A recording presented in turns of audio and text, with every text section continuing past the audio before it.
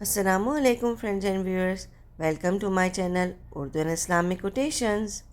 اگر آپ کو میری ویڈیوز پسند آتی ہیں تو پلیز میرے چینل کو لائک اینڈ سبسکرائب ضرور کیجیے اور بیل کے آئیکن کو دبانا مت بھولیے تاکہ آپ کے لیے میں مزید ایسی ویڈیوز بنا کے لا سکوں۔ Thank you. بسم اللہ الرحمن الرحیم۔ مولانا اشرف علی تھانوی اپنے ملفوظات میں لکھتے ہیں، مولانا عبدالرشید احمد گنگوہی سے سنا ہے کہ یاجوج و ماجوج کو تبلیغ ہو چکی ہے، اس لیے کہ حدیث شریف میں آیا ہے کہ رات بھر اس دیوار کو چاٹتے ہیں اور کھودتے ہیں جو ان کے درمیان حائل ہے۔ جب وقت آئے گا تو وہ یہ کہیں گے کہ انشاءاللہ کل اس کو ختم کر دیں گے۔ انشاءاللہ کہنے سے معلوم ہوتا ہے کہ ان کو اللہ کا نام معلوم ہے اور انہیں تبلیغ ہو چکی ہے۔ ڈاکٹر اسرار۔ نوح علیہ السلام کے 3 بیٹے تھے، سام، حام، یافت، جو ان کے ساتھ کشتی میں شریک ہوئے، جبکہ کنعان اور عابر غرق ہوئے۔ سام کو سمیٹک نسل بھی کہا جاتا ہے۔ قوم عاد و سمود اسی نسل کی شاخیں تھیں۔ ابراہیم علیہ السلام بھی اسی نسل سے تھے۔ محمد صلی اللہ علیہ وسلم بھی اسی نسل سے تھے۔ یافت کی اولاد نے وسطی ایشیا کے پہاڑی سلسلے کو عبور کیا اور شمال میں چلے گئے اور دائیں بائیں پھیل گئے۔ کچھ منگولیا اور چین میں آباد ہوئے، جبکہ کچھ روس، مشرقی یورپ، اسکندنیا اور مغربی یورپ میں آباد ہوئے۔ حام کی اولاد میں قبطی، بربر افریقی اور سوڈانی کے لوگ ہیں۔ یافت کے بیٹوں کا نام تورات میں یاجوج و ماجوج آیا ہے، جبکہ دیگر میں دوبال، بالٹک ریاستیں اور موسک ماسکو بھی تھے۔ ان اقوام کا لوٹ مار شیوا تھا۔ ذوالقرنین سے بھی لوگوں نے ان کے وحشی مظالم سے بچنے کے لیے مدد مانگی تھی۔ اینگلو اسکینس کولونیل سیلاب لانے والے بھی یاجوج و ماجوج ہی کی نسل سے تھے۔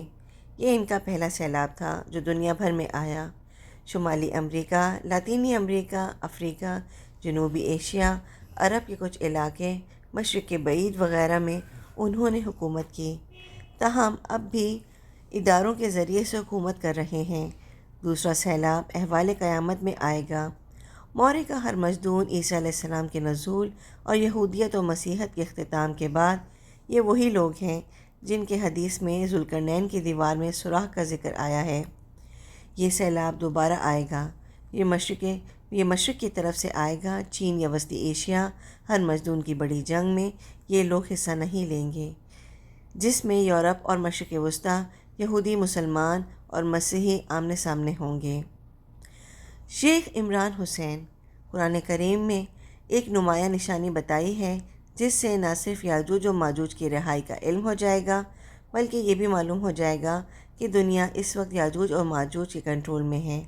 جس بستی کو ہم نے تباہ کر دیا تھا، اس کے باشندوں پر پابندی ہے کہ وہ وہاں نہیں جا سکتے جب تک یاجوج و ماجوج نہ کھل جائیں، اور وہ تمام بلندیوں سے اترتے نظر آئیں گے یا ہر سمت میں بڑھتے نظر آئیں گے۔ سورہ الانبیاء 95-96۔ جب یاجوج و ماجوج رہا ہو جائیں گے اور ہر سمت میں چھا جائیں گے تو وہ لوگ جو عذاب سے تباہ کیے گئے تھے، یعنی یہود، دوبارہ لا کر اسی بستی میں بسائے جائیں گے، اور ایسی بستی صرف ایک ہے جسے اللہ تعالیٰ نے تباہ کر دیا تھا اور جس کا تذکرہ یاجوج و ماجوج کے ساتھ احادیث میں بھی مذکور ہے، اور وہ یروشلم ہے۔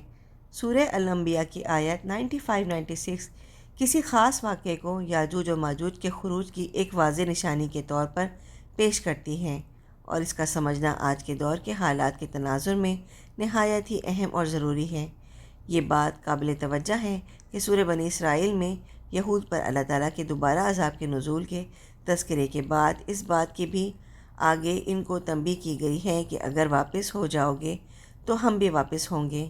اس پر اظہار خیال کے بعد سورہ الانبیاء کی آیت 95 اور روک لگی ہوئی ہے اس آبادی پر جسے ہم نے ہلاک کر دیا کہ وہ نہ واپس لوٹیں، تاکہ جب کھول دیے جائیں یاجوج اور ماجوج اور ہر ڈھلاؤ ہدف سے وہ تیز رفتاری کے ساتھ نکلیں۔ یاجوج اور ماجوج کون ہیں؟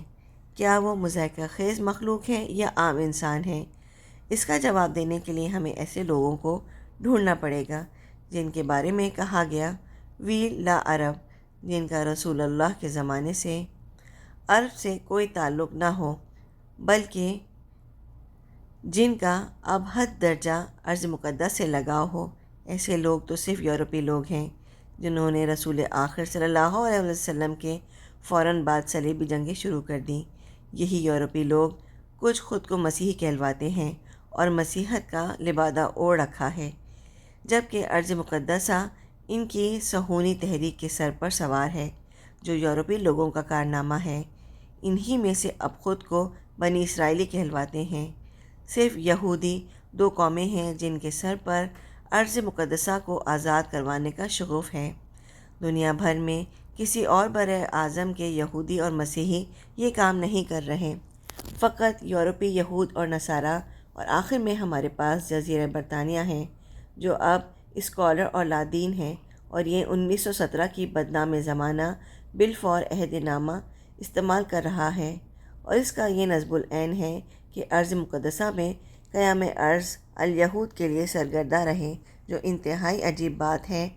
نصارہ کہلوانے والوں کے لیے یہ ارض مقدسہ کی آزادی کا خمار اس بات کی تائید کرتا ہے کہ یاجوج اور ماجوج یورپی تہذیب میں ہی ہیں۔ ہم ان کا تعین مزید محدود کر سکتے ہیں اور یورپی تہذیب میں بھی انہیں مخصوص کر سکتے ہیں، کیونکہ حدیث میں آتا ہے کہ یاجوج اور ماجوج کا لشکر جب بحیرہ طبریہ سے گزرے گا تو وہاں پانی پائے گا، جبکہ ان کے آخر کہیں گے کہ یہاں پانی ہوا کرتا تھا۔ اب جب کہ یہ سوکھ رہا ہے، کون لوگ بحیرہ طبریہ کا پانی استعمال کرتے ہیں؟ مصریوں، اردنیوں، شامیوں کو یہ پانی نصیب نہیں ہوتا، بلکہ صرف اسرائیلیوں کے تصرف میں آتا ہے۔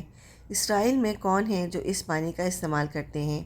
فلسطینیوں سے زیادہ یورپی اشکنازی یہود اس پانی کو استعمال کرتے ہیں۔ یہی وہ لوگ ہیں جنہوں نے بینکاری کے ذریعے جدید معیشت ترتیب دی۔ یہی لوگ ہیں جن کی حکومت نے صحرا کو سرسبز بنانے کی پالیسی ترتیب دی۔ چنانچہ اس بحیرہ کا پانی مسلسل خشک ہو رہا ہے۔ مولانا منظر احسن گیلانی، اس کا اگر یہ مطلب سمجھا جائے کہ یاجوج و ماجوج کے کھلنے سے پہلے برباد اور تباہ ہونے والی بستیوں کو دوبارہ سر اٹھانے اور عروج و ترقی حاصل کرنے کا موقع یاجوج و ماجوج کے کھول دیے جانے کے بعد ہی مل سکتا ہے، تو میں نہیں سمجھتا کہ قرآنی تعبیر کے طرز سے خطاب سے جو مانوس ہیں ان کے لیے یہ کوئی اچنبھے کی سی بات ہو۔ Javed Chaudhry.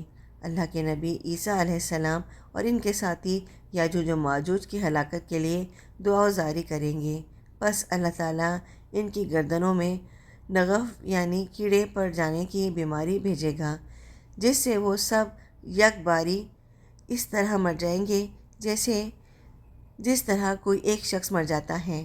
Churchill. Guilt hall London میں نصب یا یاجوج و ماجوج کے مجسمے اس کی کافی شہادت ہے، جن کو دوبارہ استعادہ کرنے کی تقریب پر 1951 میں چرچل نے یاجوج کو روس اور ماجوج کو امریکہ اور اس کے اتحادیوں کا نشان قرار دیا تھا۔ لندن ٹائم، 10 نومبر 1951۔ George Walker Bush. ریاستہائے متحدہ امریکہ کے سابق صدر جارج واکر بش نے ایک اعلیٰ اور اہم یورپی اتحادی کو خفیہ فون پر راغب کرتے ہوئے امریکی فوجیوں کو عراق پر حملے کے خودائی مہم میں فرانسیسی فوجیوں کی مدد مانگی۔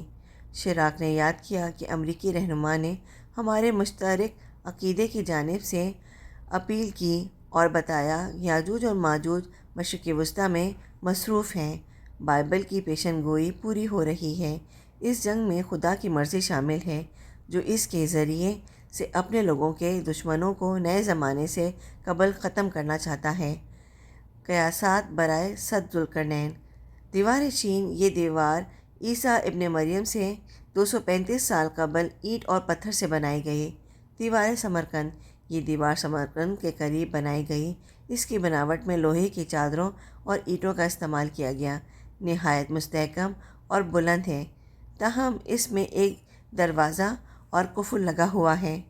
خفیہ متصم نے خواب میں دیکھا، اس کو ٹوٹا ہوا دیکھا تو 50 آدمیوں کو تحقیق کے لیے بھیجا۔ یہ دیوار جبل الطی کا درہ بند کرنے کے لیے بنائی گئی تھی۔ اس دیوار کو یمن کے حمیری بادشاہ نے بنایا تھا اور اس کا کارنامہ پر بہت فخر تھا۔ بعض علماء کا خیال ہے کہ یہی بادشاہ ذوالقرنین تھا۔ دیوار تبت یہ جگہ قدیم خراساں کا آخری کنارہ تھا جہاں دو شمالی پہاڑوں کے درمیان بنائی گئی۔ اس جگہ سے ترک دعویٰ کیا کرتے تھے۔ فضل بن یحییٰ برمکی نے دروازہ لگا کر اس کو بند کر دیا تھا۔ یہ دیوار بالاتفاق وہ دیوار نہیں جو قرآن میں ذکر ہوئی، کیونکہ یہ نزول قرآن کے بعد تعمیر ہوئی۔ دیوار آذربائیجان یہ دیوار آذربائیجان کے سرے پر بحیرہ طبرستان کے کنارے پر جبل قبق کے گھاٹ کو غیر قوموں کی آمد و رفت کے بند کرنے کے لیے پتھر اور سیسے سے نوشیروان نے بنائی تھی، اور یہ آذربائیجان اور آرمینہ کے دو پہاڑوں کے درمیان واقع ہے۔ یہ دیوار اب تک قائم ہے۔ بقیہ اگلی قسط میں۔ Thanks for watching.